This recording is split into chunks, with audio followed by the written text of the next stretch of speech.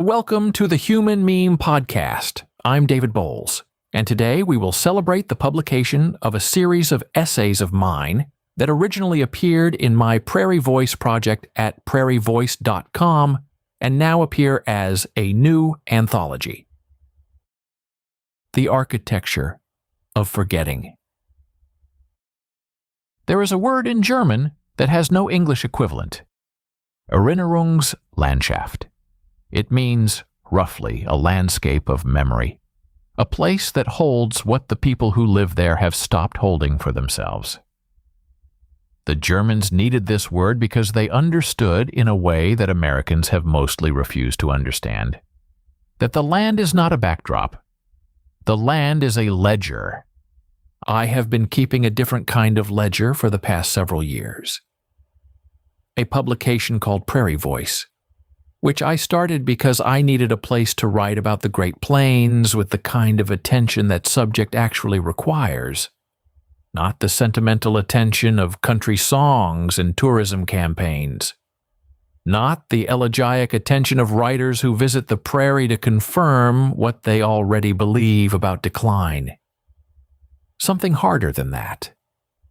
Something that looks at the institutions a place built and asks what happened to them, and asks it with enough precision to make the answer uncomfortable.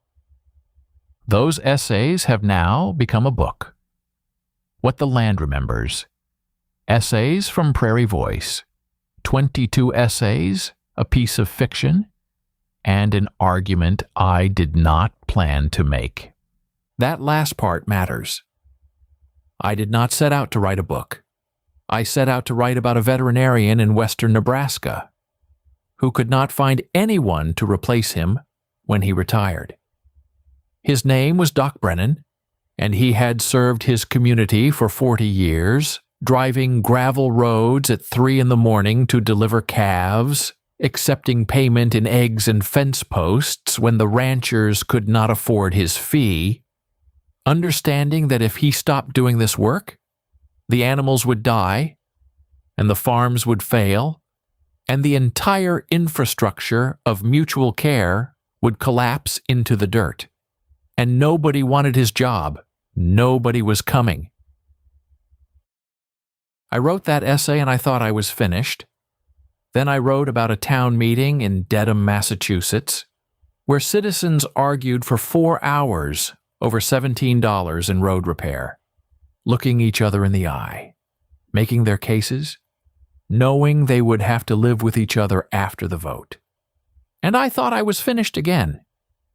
Then I wrote about McGuffey's readers, about Sabbath observance, about the handwritten letter, about potluck suppers and county fairs and one-room schoolhouses, where older children taught younger ones, because that was how things worked.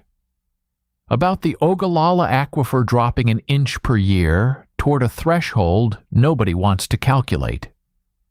About deaf education on the open plains, where a school for the deaf became the center of a culture that hearing people never saw. About refugee labor hiding beneath the harvest, entire communities of workers who picked the food and were told to remain invisible. About a prairie chicken calling for a mate at the same frequency as the wind turbine that will replace it. And at some point, the essays stopped being individual observations and became chapters in an argument. The argument announced itself. I did not design it. The territory designed it for me. Here is the argument, stated plainly. We dismantled the institutions that produced citizens capable of self-governance, and we did not replace them with anything. Not anything that works, I mean. We replaced them with efficiency. We replaced the family meal with fast food because fast food is faster. We replaced the front porch conversation with television because television requires less effort. We replaced the handwritten letter with the text message, the Sabbath with Sunday commerce, the barn raising with the insurance claim, the potluck with the restaurant, the one-room schoolhouse with the consolidated district. Each replacement was more efficient than what it displaced. None of them produced citizens. That was never their purpose. I call these lost institutions technologies of formation. I borrow the phrase from the sociological tradition that understood character not as something you are born with, but as something that institutions produce. A potluck supper was a technology of formation. Not because the food was good. The food was frequently terrible. It was a technology of formation because it required each household to contribute something to a common table, to arrive on time, to eat what was offered without complaint, to clean up afterward, to participate in a ritual of mutual provisioning that taught generosity and gratitude, and the practical reality that you depend on people whose cooking you might not prefer. The handwritten letter was a technology of formation, not because handwriting is inherently superior to typing, but because the physical act of composing a letter, folding it, addressing the envelope, walking it to the mailbox and waiting days or weeks for a reply, trained the writer in patience, deliberation, and the understanding that communication is not instantaneous and should not be. Sunday observance was a technology of formation, not because God demands rest, though that was the theological justification, but because a mandatory pause in the week's rhythm reminded every participant that productivity is not the purpose of human existence, that something other than commerce has a claim on your time. These were not leisure activities. They were the mechanisms by which communities reproduce themselves, transmitting not just skills, but dispositions, not just knowledge, but character. And character here requires a precise definition, because I use the word throughout this book in its old sense, not the modern sense. Character is not personality, which is what you are born with. It is not reputation, which is what other people think of you. Character is the set of dispositions that sustained practice builds into a person over time. The capacity to keep commitments when keeping them is costly. To tell the truth when lying would be easier. To show up when staying home is more comfortable. To do the work that needs doing regardless of whether anyone is watching. Aristotle said we become brave by doing brave things. The prairie understood this 24 centuries later, when it built institutions that made brave things ordinary. Now, why does any of this belong on a podcast about consciousness and the human condition? Because what I am describing is not merely a sociological phenomenon, it is a crisis of awareness. We dismantled these technologies across 2 generations, between roughly 1960 and 2020, and we did it one reasonable decision at a time. And at no point did anyone stand up and say, "We are removing the infrastructure that produces citizens." Nobody said it because nobody saw it. The forgetting was built into the process. Each individual replacement seemed logical. In aggregate, they amounted to an act of civilizational self-erasure. This is what makes the prairie such a powerful diagnostic instrument. In a city, civic life can sustain itself through sheer proximity. People bump into each other, and institutions emerge from the friction. On the prairie, where the nearest neighbor might be a mile away, and the nearest town 20, every act of community is deliberate. The barn does not raise itself. The letter does not write itself. When deliberate acts cease, the absence is immediate and total. You do not fade from civic life on the prairie. You disappear from it. And because the land is flat and the light is honest, the disappearance is visible in a way that urban decline never is. You can count the closed schools. You can drive the abandoned roads.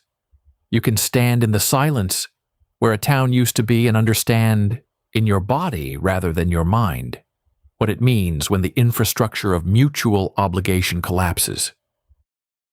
The land does not editorialize. It holds the record and waits. That is what the title means.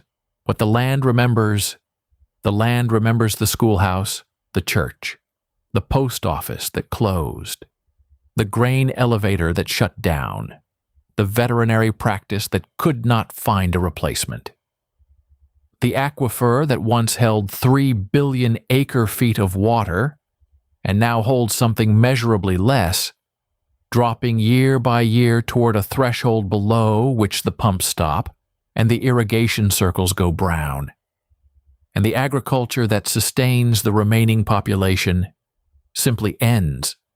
The land holds these memories in its topography, in its silence, in the space between what was and what is. We hold nothing. We scroll past. And yet, I would not have written this book if I believed the situation was hopeless.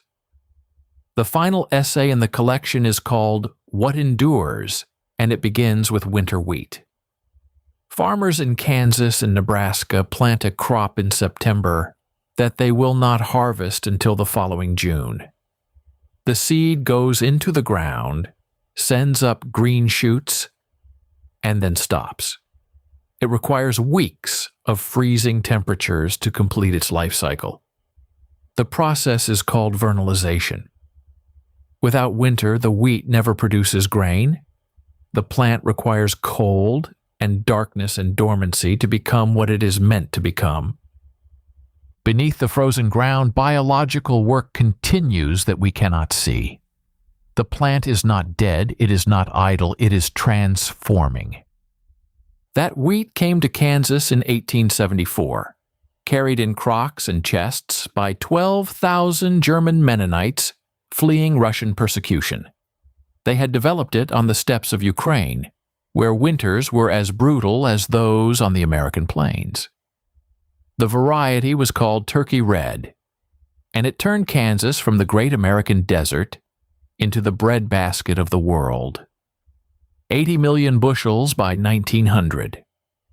172 million by 1914. An entire civilization organized around a seed that demanded patience, that required faith in processes invisible to the eye. The Mennonites understood something. Dormancy is not absence. It is preparation.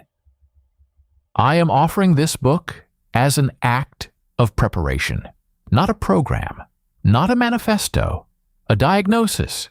Before you can treat an illness, you have to be able to name it, and naming requires the kind of precise, unflinching attention that I've tried to practice in these essays. The illness is the loss of institutional capacity to produce citizens who can sustain democratic life.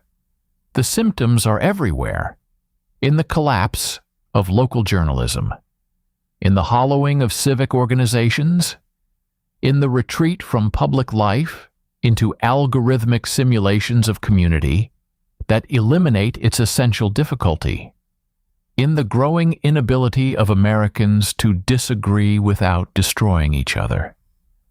These symptoms are not caused by any single political actor or technological disruption. They are the predictable result of removing the infrastructure that produced the capacities democracy requires. The good news, and this is the most hopeful claim the book makes, is that this is not a crisis of human nature. It is a crisis of institutional design. The people have not become worse. The institutions that produce their civic capacity have been removed. Build new institutions and the capacity returns. That is what Aristotle meant. That is what the prairie always knew. That is what the wheat does every winter beneath the frozen ground. Because growing is what wheat does when the conditions are right. The conditions matter. Character is not a private achievement. It is a public infrastructure. What the Land Remembers. Essays from Prairie Voice is available now in both Kindle and paperback editions on Amazon, and as a free PDF download from bowlesbooks.com. I wrote it for the people who grew up in the world these essays describe and recognize it. For the people who did not and wonder why everything feels so thin. For the teachers who remember when education meant formation and not assessment. For the farmers who remember when the neighbors came without being asked. For the small-town kids who moved to cities and discovered that the things they thought were provincial limitations were actually the civic infrastructure that made democratic life possible. And I wrote it for the prairie. It has been patient with us. The aquifer is dropping, the schools are closing, and the wind turbines are learning to hum at the same frequency as the birds they will outlast. The land does not editorialize, it simply holds the record and waits. It has always been waiting. The question is whether we have the character, in the old sense of the word, to read what it has written. For the Human Meme Podcast, I'm David Bowles, wishing you a good evening and a grand tomorrow. Thanks for listening. Be a human meme.